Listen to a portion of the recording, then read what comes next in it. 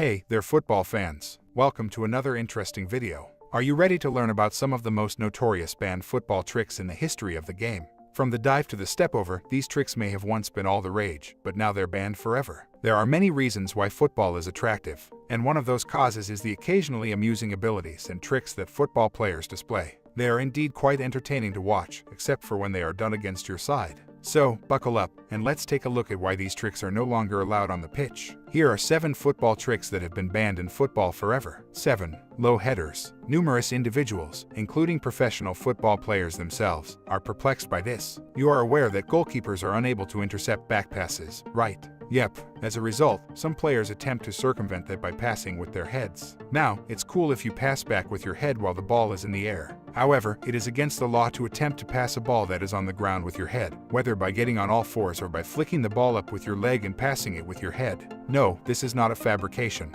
The rules of the game pretty much specifically cover this issue. You can tell how astonished each player was. 6. Head stall. The seal dribble and the head stall are very similar. The only distinction is that instead of juggling the ball on your forehead while running like a seal, you simply balance the ball while running head still. Again, this is a difficult skill to master, especially since you cannot use your hands to support the ball as it balances on your head. Fans always applaud when players do it during a warm-up and reveal a charity game, or just on the streets. An official match, however, is a whole other story. A player may receive a booking for it because it is strongly discouraged as being unsportsmanlike.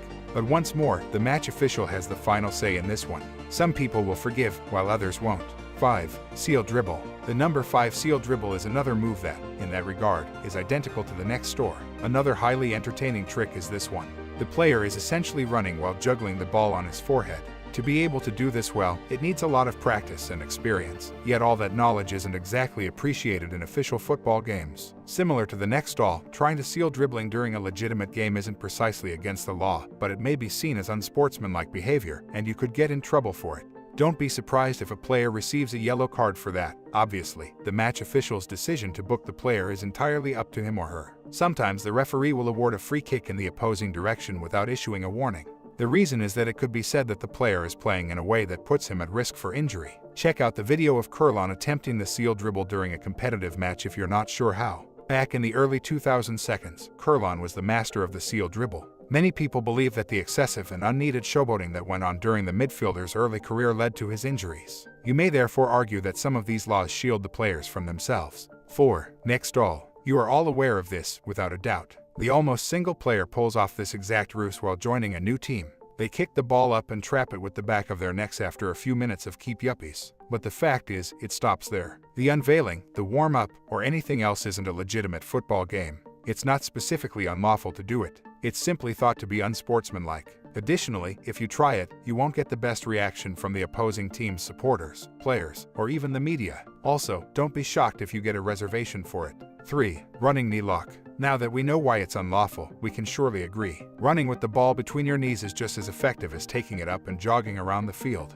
If you attempt this during a competitive game, be prepared to have your trick interrupted midway through and receive a booking as a result. 2. Free kick, donkey kick. This free kick technique entails a player elevating the ball with a donkey kick so that a teammate can strike it goalward. This tactic was used by Coventry players against Everton in 1970, and after seeing it again, we're still baffled as to why it was prohibited.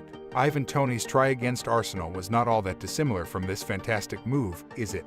Anyway, it's unfortunate that a goal like that will never occur again. 1. The shirt catches. If you've ever played street football, you're probably aware of the trick where you catch the ball as it falls inside your shirt to make it appear as though you're carrying a baby. Although amusing in public, its maneuver is essentially forbidden in professional football. In essence, that jersey would be seen as if the player were handling the ball and would be seen as an extension of their arms. So there you have it, 7 football tricks that have been banned from the game forever. But I have a question for you. Do you think these banned tricks should make a comeback, or should they stay banned?